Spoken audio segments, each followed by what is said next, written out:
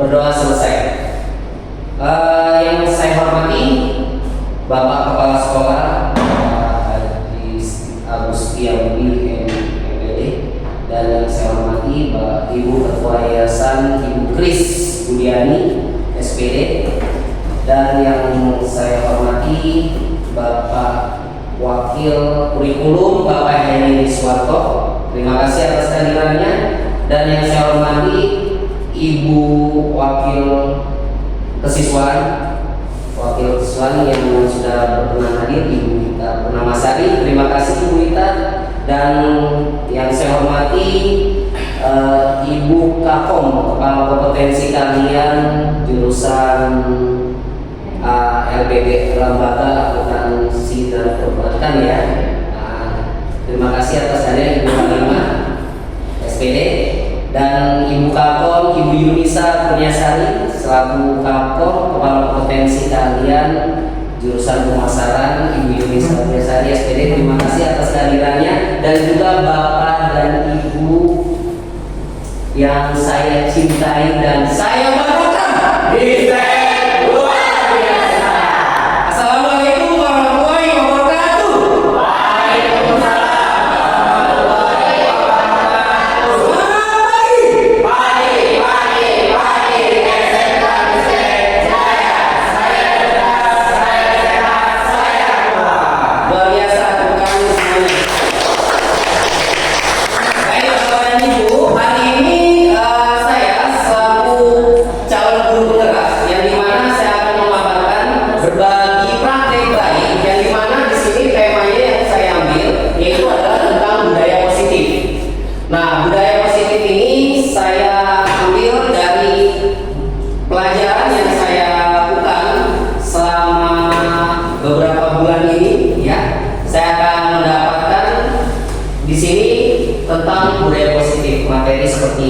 Nah, budaya positif ini bisa kita akan terapkan nanti di sekolah berkaitan dengan kegiatan pembelajaran, berkaitan dengan kegiatan pelajaran yang berkaitan kita bertemu dengan peserta didik para murid yang ada di sekolah ini, dan kita juga berhubungan dengan warga sekolah yang ada di sini. Terima kasih atas kehadiran Bapak dan Ibu semuanya yang sudah memperkenankan hadir untuk mendengarkan dan memperhatikan berbagi ini. Tujuan saya tidak menggurui, saya mohon izin, saya di sini berbagi untuk apa yang sudah saya dapatkan di materi tentang budaya positif. Baik, kita langsung saja. Yang pertama di sini untuk memahami konsep kunci modul budaya positif yang sudah saya dapatkan di modul ini.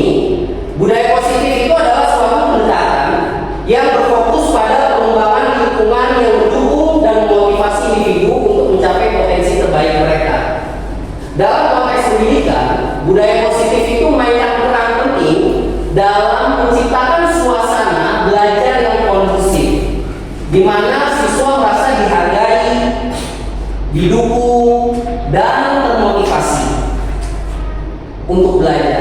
Tujuan dari presentasi ini adalah untuk memberikan pemahaman yang dalam mengenai konsep-konsep kunci yang terdapat dalam modul budaya positif, serta bagaimana penerapannya dalam meningkatkan kualitas pendidikan dan kesejahteraan siswa secara keseluruhan di lingkungan sekolah. Baik, kita langsung saja. Perubahan dalam paradigma belajar. Kita melihat pembelajaran tradisional, yang dimana pembelajaran tradisional yang dulu kita pernah alami semasa kita menjadi siswa atau kita jadi murid, yang dimana itu adalah guru sentris, pembelajaran tradisional. Nah, berbeda dengan pembelajaran berpusat pada siswa. Nah, untuk saat ini kita sudah bukan masuk ke dalam pembelajaran tradisional, tapi kita ke pembelajaran yang modern, yaitu berpusat pada siswa. Nah, siswa sentris. Jadi di mana caranya kita berpusat pada peserta didik? Di mana siswa aktif dalam proses belajar, contohnya aktivitas siswa sentris yang meliputi diskusi kelompok, kemudian proyek kolaboratif, dan pembelajaran berbasis masalah yang kita memberikan studi kasus di dalam pembelajaran. Manfaatnya termasuk peningkatan motivasi belajar siswa dan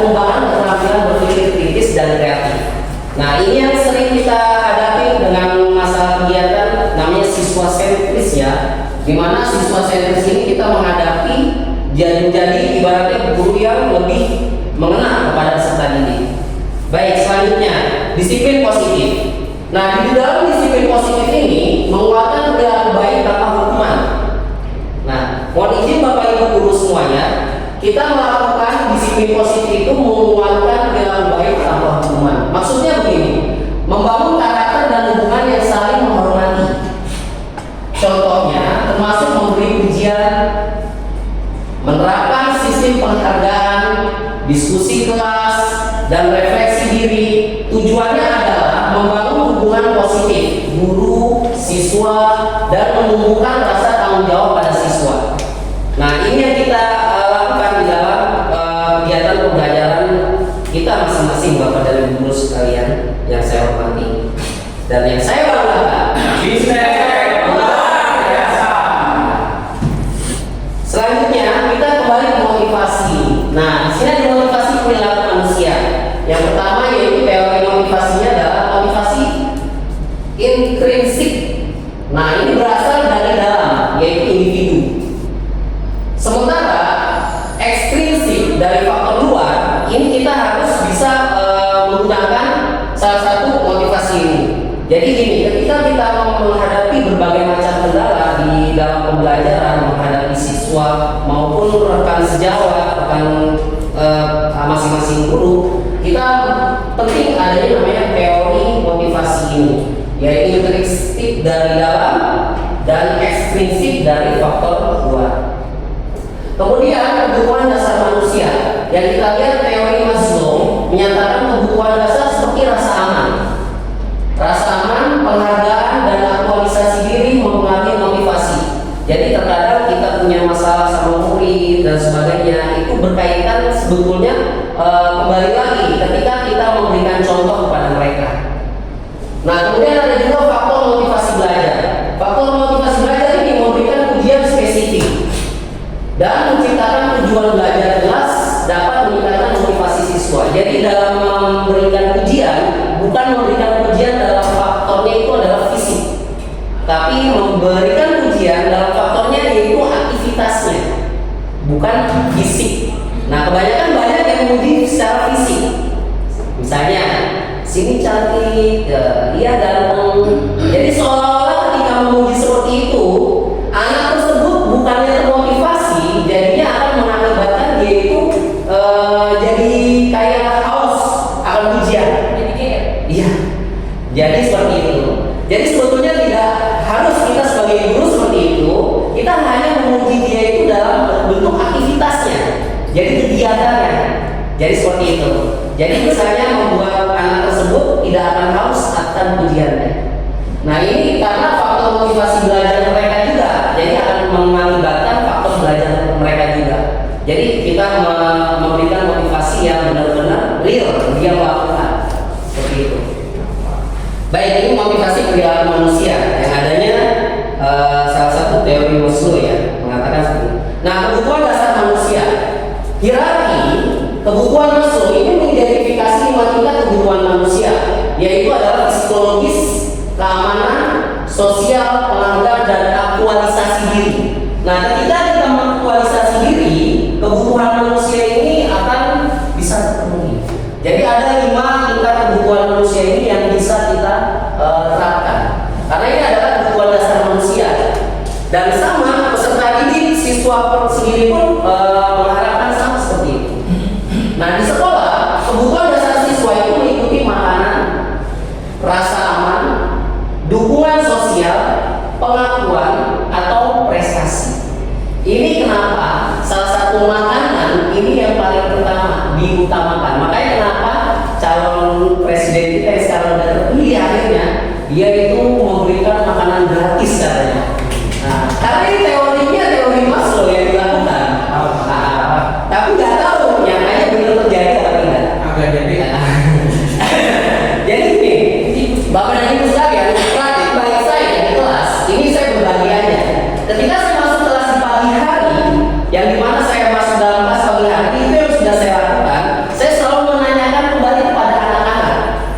Anak-anak semuanya atau udah sarapan belum? Nah, itu salah satunya. Karena apa?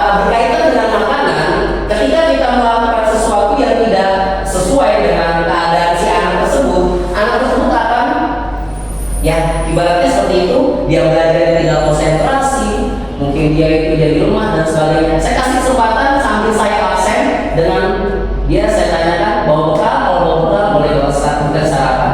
Jadi ini jujur saya ada terapkan di kelas. Alhamdulillah ketika kejadian saya lakukan seperti itu, memang saya memberikan waktu itu untuk apa, memastikan anak itu benar-benar kebutuhannya terpenuhi seperti itu. Nah, alhamdulillah saya lakukan seperti itu. Dari anak dia lebih konsentrasi dalam belajar karena kebutuhan si anak siswa tersebut itu salah satunya makan, kecuali yang puasa ya. Oh iya. Kalau yang puasa nggak usah dikeluarin, dan kecuali yang nggak bawa bekal, yang bawa bekal nggak usah.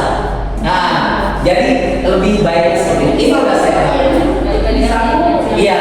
Nah, jadi nggak boleh jajan keluar. Saya sengaja seperti itu. Memang mohon izin Bapak dan Ibu, saya lakukan seperti ini karena saya melakukan kegiatannya dalam praktik baik, dan selanjutnya dia itu mengikuti pembelajaran Bapak dan Ibu sekalian lebih konsentrasi. Nah, itu adalah salah satu kebutuhan siswa. Nah, kemudian sekolah dapat memenuhi kebutuhan siswa dengan menyediakan makanan sehat. Nah, ini ada kalanya kita memberikan salah satu buat anak yaitu kantin atau khusus tempat dia itu melakukan makan sehat bareng itu sama teman-temannya bisa.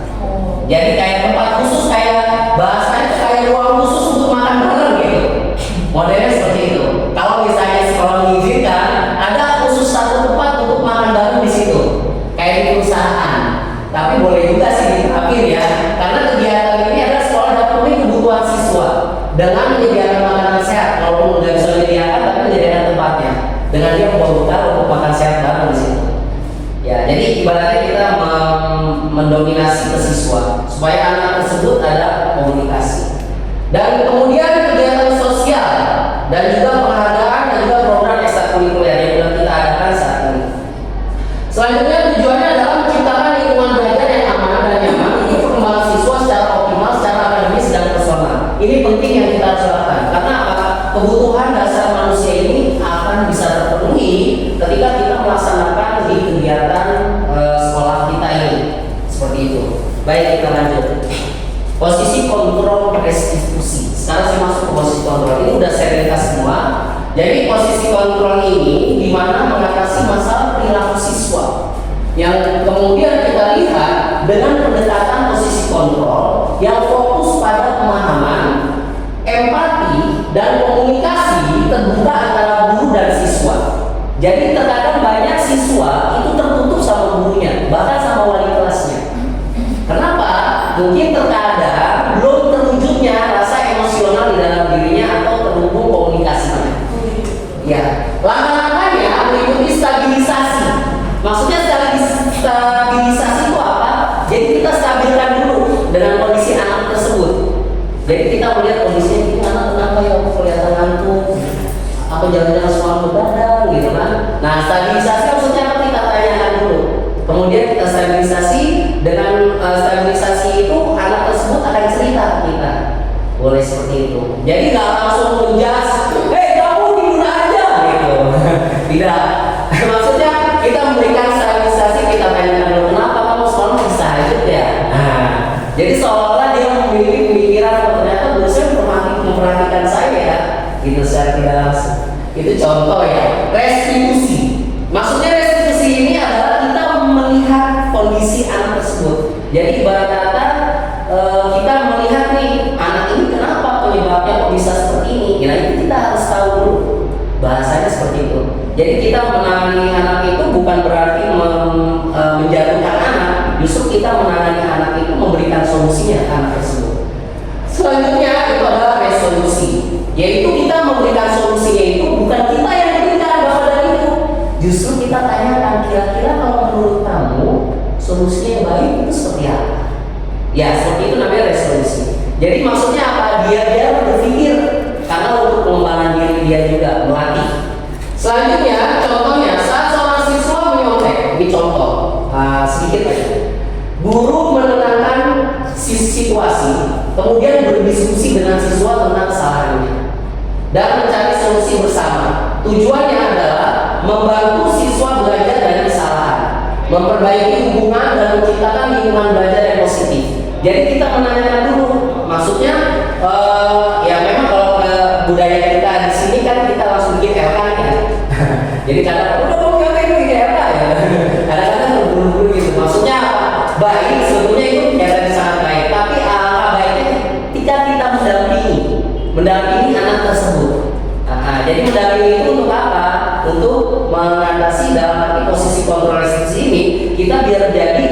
posisi kontrol yang seorang manajer.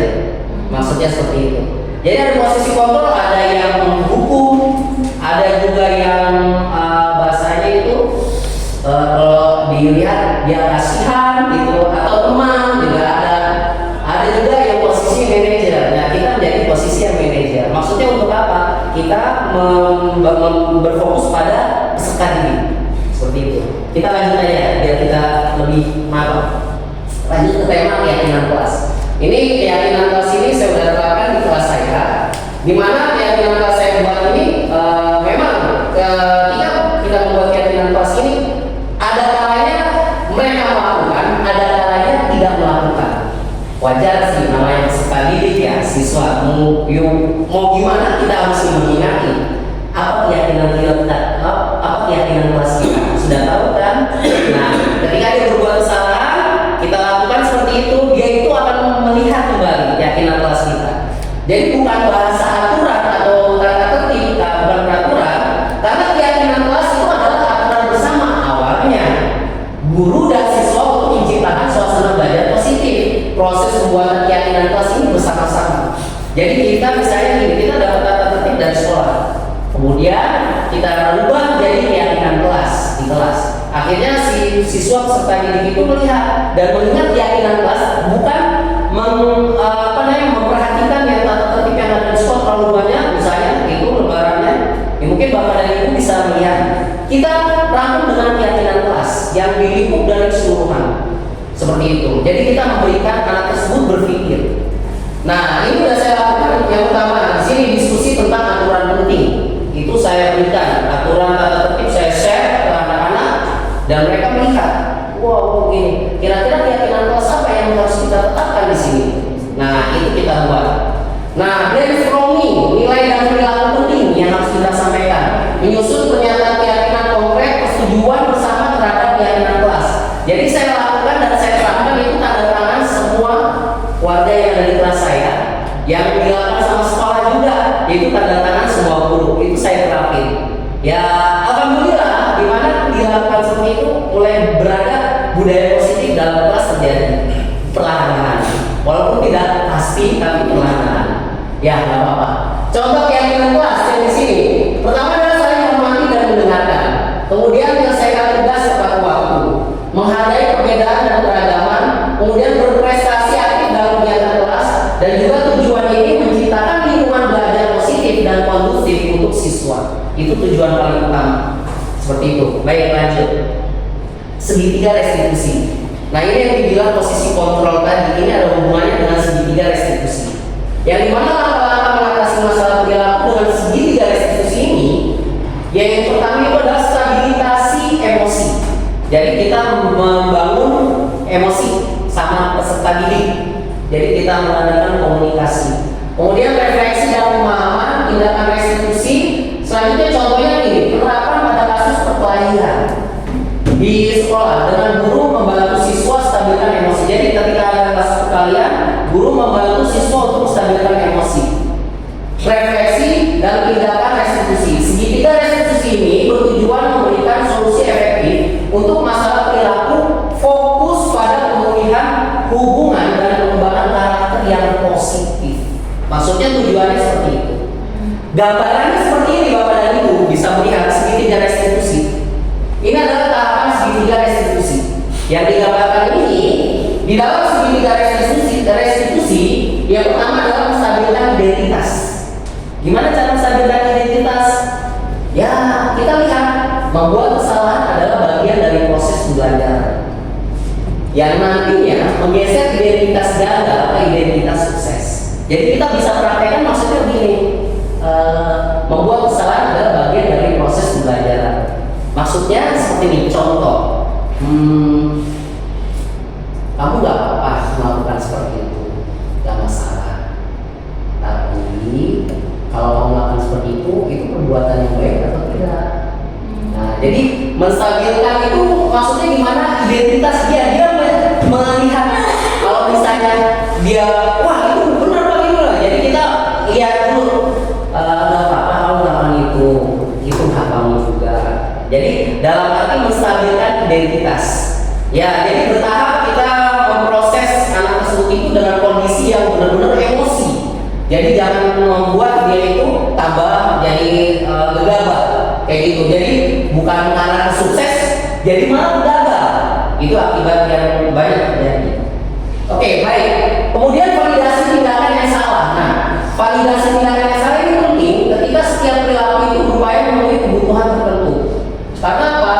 Guru akan menggeser dari pemikiran stimulasi respon menjadi proaktif.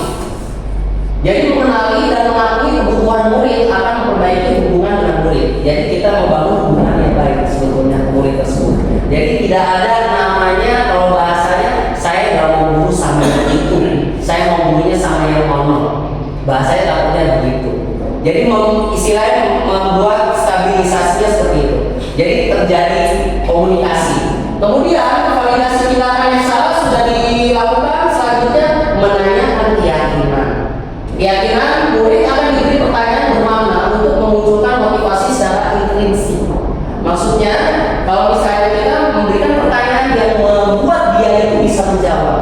Jadi bukan kita membuat dia itu menjadi orang yang bersalah, tapi membuat dia itu akan memperbaiki dirinya kembali.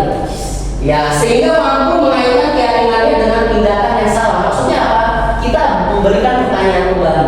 Kira-kira kalau kamu melakukan misalnya terlambat, itu perbaikan yang baik atau yang salah? Dia kan berpikir, oh salah Pak. Nah, kira-kira untuk mengatasi keterlambatan kamu itu seperti apa? Nah, kamu masih ingat keyakinan kelas kita? Jadi bahasanya seperti itu. Jadi merubah dia itu posisi yang tadinya gagal, dia akan menjadi sukses. Dia mengatasi masalahnya dia sendiri. Itu yang sudah saya lakukan di kelas saya, video YouTube saya bisa dilihat. Nanti di situ Fakrul Bahri ada 2 kasus anak saya yang berbuat kesalahan dan saya validasi dengan tahapan segitiga restitusi. Ya, nanti bisa di subscribe ya dan diberikan umpan balik yang baik. Nah, ya, ada di situ Fakrul Bahri. Nah, jadi ntar saya share di grup. Sharing. Iya, sharing. Baik, mungkin Bapak dan Ibu kesimpulannya saya akan ambil dari sini. Saya sudah menyampaikan di sini. Kesimpulan yang akan saya sampaikan di sini berkaitan dengan kegiatan hari ini. Menerapkan budaya positif di sekolah penting untuk meningkatkan kesejahteraan siswa. Secara emosional dan akademis, lingkungan positif dapat memotivasi siswa mengurangi bullying. Ya, jadi maksudnya apa? Tidak terjadi antara kita menyalahkan dan sebagainya itu kita hindari seperti itu. Dan memperkuat rasa kebersamaan di sekolah. Jadi merangkul dalam bahasanya adalah unity. Walaupun kita beda kelas, beda jurusan, kita unity. Jadi merangkul keseluruhan. Makanya kalau misalnya bisa sudah siap satu ruangan kantin makan bersama bareng di sini, itu seru banget kayaknya tuh. Jadi nggak di kelas jatuhnya. Jadi bareng-bareng itu akan membuat rasa persaudaraan keseluruhan. Ya, kemudian peserta diundang untuk berbagi pengalaman dan pertanyaan terkait topik tersebut dalam sesi diskusi hari ini. Bapak dan Ibu saya undang. Terima kasih atas kehadirannya. Kita lakukan nanti diskusi. Diskusi boleh tanya jawabannya kawan. Nah, daftar pustaka yang saya ambil, daftar pustakanya yang mencakup buku, jurnal, artikel online, situs web, dan laporan permintaan dengan format tulisan yang diverifikasi. Saya akan sebutkan semuanya. Jadi saya berhalang untuk jadi satu, saya model kayak gini aja, biar mempermudah presentasi saya tidak terlalu lama. Baik, itu aja. Terima kasih Bapak dan Ibu guru. Waktunya. Ya, untuk saat ini, terima kasih. Sesi untuk umpan balik dalam arti refleksi tanya jawab, boleh silakan secukupnya aja, nggak apa-apa. Silakan Bapak dan Ibu. Bagaimanakah langkah yang diambil sebagai guru atau fasilitator memastikan bahwa keyakinan kelas yang sudah kita buat itu berjalan dengan baik? Karena bisa jadi keyakinan kelas itu hanya dilakukan pada saat dengan wali kelasnya saja atau dengan mata pelajaran tertentu saja. Itu bagaimana caranya Pak Ferry untuk memastikan keyakinan kelas itu berjalan dengan semestinya? Terima kasih saja. Baik, terima kasih Bu Halima. Kita langsung jawab atau kita tamu dulu? Jawab ya. Langsung oke ya. Oke, baik. Bagaimana memastikan keyakinan kelas walaupun itu bukan kelas kita sebagai wali kelas? Sederhana. Dengan cara kita lebih intens bagaimana berkomunikasi kembali sama siswa. Jadi bagaimana nih berkomunikasi dengan siswa dengan satu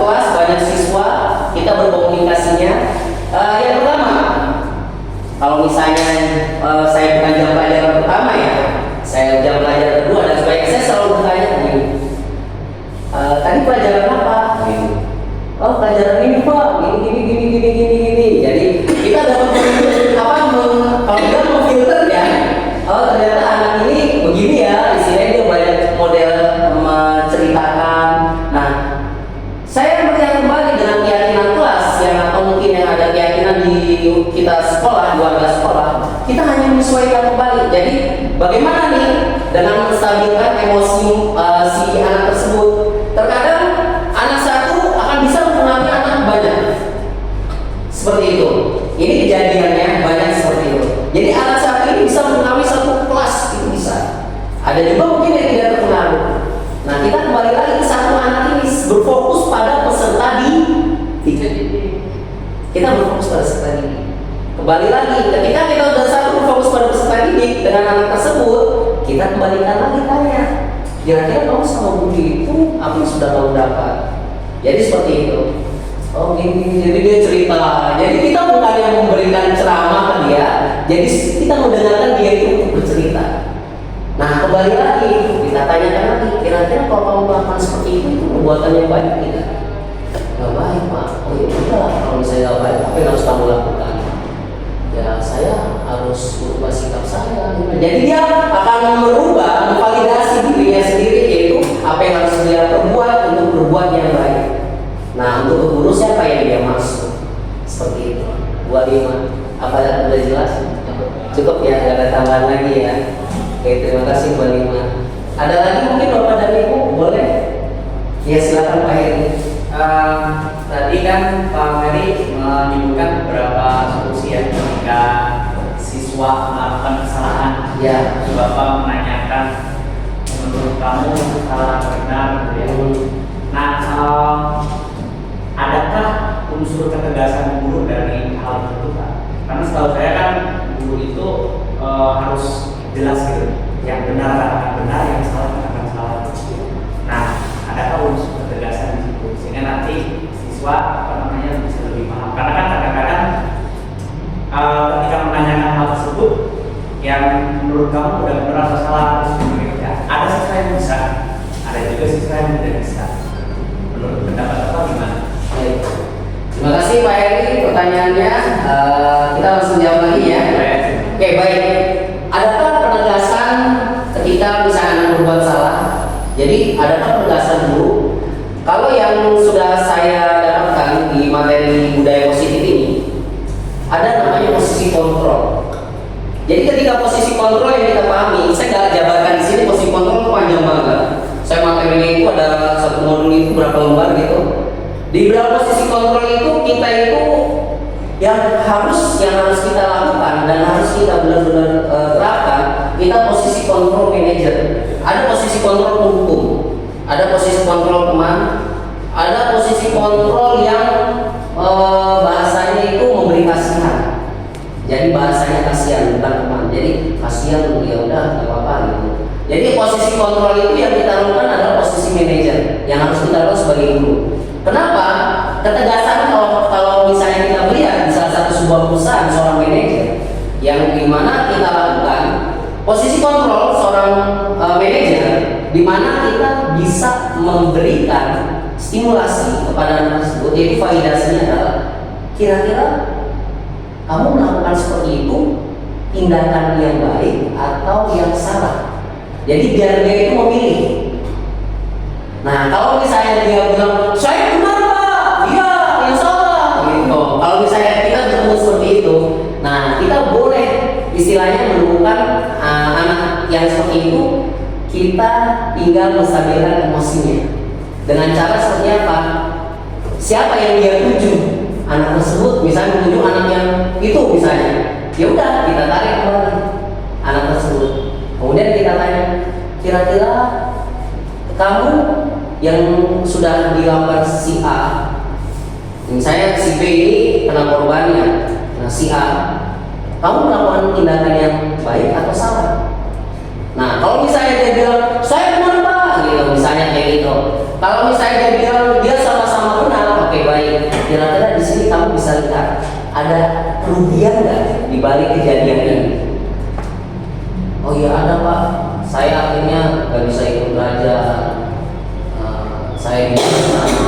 wali kelas saya. Nah, jadi di posisi seperti ini, anak tersebut sudah stabil dalam emosi.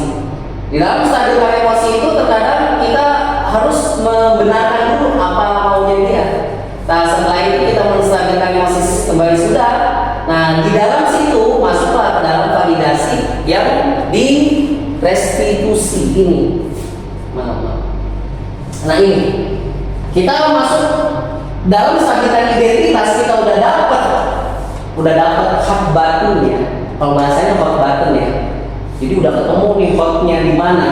Nah, langsung kita arahkan ke tindakan yang salah itu. Kita validasi tindakan yang salah. Nah, udah mulai masalahnya di mana, kesalahan di mana, baru kita masuk ke dalam menanyakan keyakinan kelasnya atau keyakinan sekolah. Nah, keyakinan sekolah udah tahu apa yang dilakukan seperti ini, yang kamu akan dapatkan konsekuensinya. Oh, saya gini, jadi dia menyadari sendiri. Tanpa kita beritahu, dia udah tahu. Sebetulnya peserta didik itu seperti itu, yang saya tahu. Jadi dia menyadari seperti itu. Jadi di dalam posisi kita kontrol manager, kita tidak perlu terlalu bahasanya itu keras di dalam menangani peserta didik.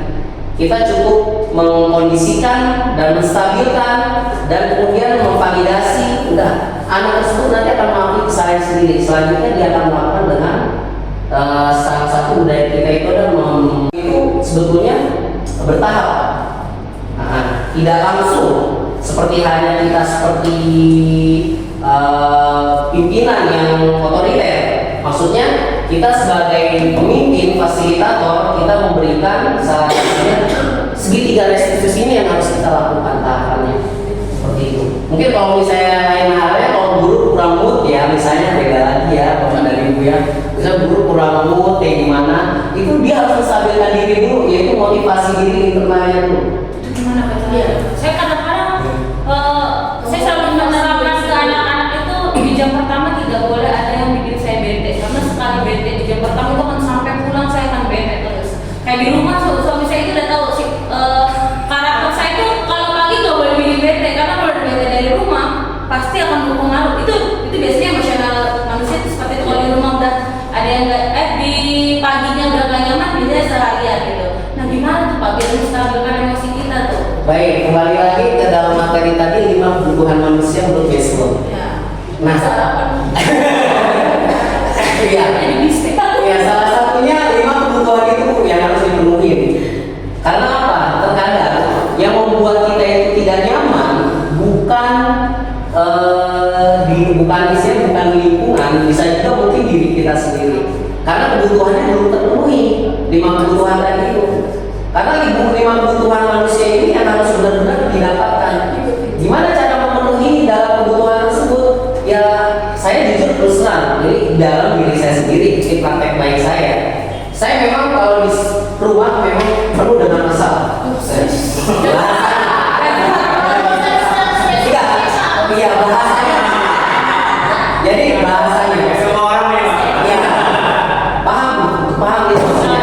Tapi karena kita seorang guru, kembali lagi kita ke dalam 5 kebutuhan manusia itu tadi, yang kita harus berfokus pada peserta didik. Kembali lagi kita fokus pada peserta didik. Gimana cara mengatasi lingkungan kelas? Ya, kita bagaimana caranya menghidupkan kelas ini supaya kita tidak menjadi bete. Dengan cara kita bisa atur suasananya dulu, bisa brainstorming dulu, melakukan kegiatan-kegiatan fisik yang membuat kita itu lebih lega, dan akhirnya diberikan pujian sama peserta didik. Makanya kadang-kadang saya mohon izin ya Bapak dan Ibu, selalu kalau saya di kelas, saya selalu setiap anak melakukan presentasi atau melakukan tugas dan sebagainya, itu selalu saya berikan apresiasi. Dengan cara apresiasinya itu adalah contoh, misalnya saya kasih contoh kecil aja ya. Misalnya ternyata Bu kita udah memberikan pertanyaan umpan balik. Terima kasih Rita atas umpan baliknya. Tapi anak tersebut itu sedang menstimulus, jadi menstimulasi dalam diri kita ini. Kita kadang-kadang beda dengan kondisi kita di rumah atau di lingkungan, ternyata dalam kelas tambah beda tambah lagi gitu. Udah kita yang bikin suasana dulu supaya anak itu bisa merespon juga, jadi budaya positifnya terjadi.